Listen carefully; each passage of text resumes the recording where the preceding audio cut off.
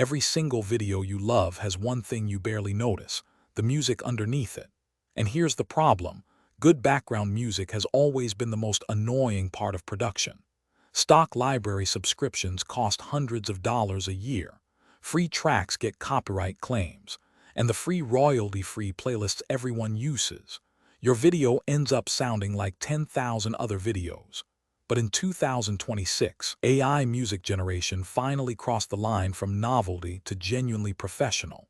Tools like Suno and 11 Labs can now produce tracks that used to require a session musician, a studio, and a licensing negotiation in about 60 seconds from a single sentence. Today, I'm walking you through the complete workflow, generating a track, shaping it, and mixing it under your narration so it sounds like you hired a composer. No musical skills required. Let's get into it. Step 1. Pick your engine. Right now, two tools matter for video creators. First, Suno, currently on version 5.5 as of March 2026. Suno generates complete, fully produced songs with vocals, real song structure, and clean instrumentals from a single text description. It has a free tier to learn on and paid plans when you need commercial rights. Second, 11 Labs Music version 2 is a serious contender now, with strong genre coverage, vocal tracks, and editing features like inpainting, where you regenerate just one section of a song. Now, a quick cautionary tale. Udio used to be the other big name in AI music. Then in late 2025, after settling a lawsuit with Universal Music, Udio pivoted to a streaming-only platform and gave users just 48 hours to download their creations before the download feature disappeared. The lesson: generate your music, download your files immediately, and keep local backups. Never let your audio library live only on someone else's servers. Step 2. Describe the mood. This is where most beginners fail because they write prompts like "make a nice song." The AI needs specifics. Here's the formula that works: genre plus instruments plus tempo plus energy plus mood plus use case. For example, calm ambient electronic, soft synth pads and gentle piano, 70 beats per minute, low energy, peaceful and focused, background music for a tech tutorial. Notice the last two words, background music. That phrase alone changes everything because it tells the model to compose around a voice, not compete with one.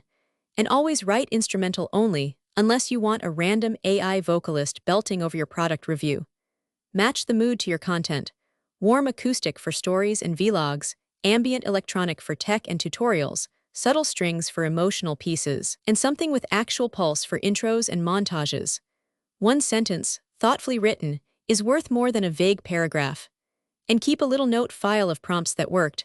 A line like warm acoustic, finger-picked guitar, laid back becomes a starter library you will reuse forever. Step 3. Generate and select.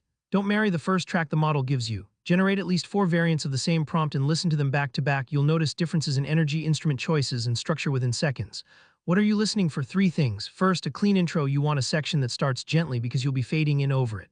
Second, a clean outro or a natural loop point, so the ending doesn't sound abrupt when the video cuts.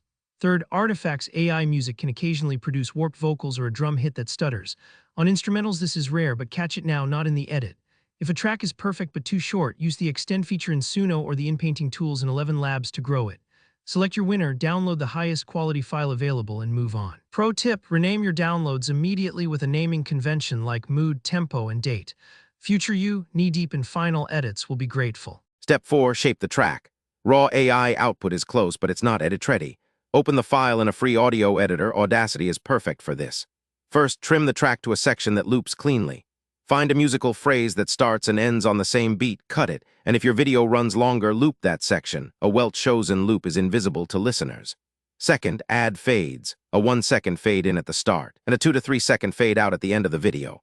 Hard audio cuts feel cheap, fades feel produced. Third, check loudness.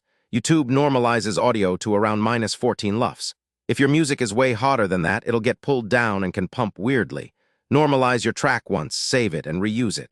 If you're comfortable with command line tools, you can even automate trimming, fading, and loudness with a single FFmpeg command. I'll drop an example in the description. One more trick. For videos with a big emotional payoff, cut the music entirely for the 3 seconds before it hits. Silence is the loudest tool in your kit. Step 5. The mix, the difference between amateur and professional. Rule number 1. The voice is the star. Background music should sit roughly 18 to 24 decibels below your narration. If that sounds technical, here's the practical version. Set your voice first, then bring the music up until you just barely notice it, then pull it down another 2 decibels. That's usually the sweet spot. For extra polish, use ducking, also called sidechain compression. DaVinci Resolve does this for free. The music automatically dips a few decibels whenever you speak, then swells back in the pauses. It sounds like a radio broadcast. And here's the test almost everyone skips. Check your final mix on 3 devices: headphones, laptop speakers, and your phone. Laptop speakers barely reproduce bass, so a mix that sounds balanced on headphones can turn into a muddy rumble there. If the voice is clear on all 3, you're done. If you are unsure what good sounds like, borrow a reference track from a video you admire and match its energy and volume by ear before you fine-tune. Step 6. Licensing, the part that protects your channel. Here's the honest summary. Free tiers on both Suno and 11 Labs are for learning and personal projects. To monetize videos with this music on YouTube, you need a paid subscription. That's what grants you commercial use rights. Read the terms of the specific plan before you rely on it. The details live in their terms of service, and they do change. 3 habits will save you pain. First, keep receipts. Save the link to every generation, plus your downloaded files and subscription dates. If a false content ID claim ever hits your video, that paper trail is your appeal. Second, don't prompt for living artist's signature sound by name. That's the fastest route to a takedown, and it's just asking for trouble. Third, remember the UDO story from step 1. Platforms change. Your music files, your project backups. Your licenses documented, keep them all locally. Platforms are renting you a tool, you're building a library. Keep it all in one place, a folder per project with the audio, the license confirmation, and the prompt you used. That folder is your proof of work. Let's run the whole workflow back. Pick your engine, Suno for full songs, 11 Labs Music for polish, and download everything immediately.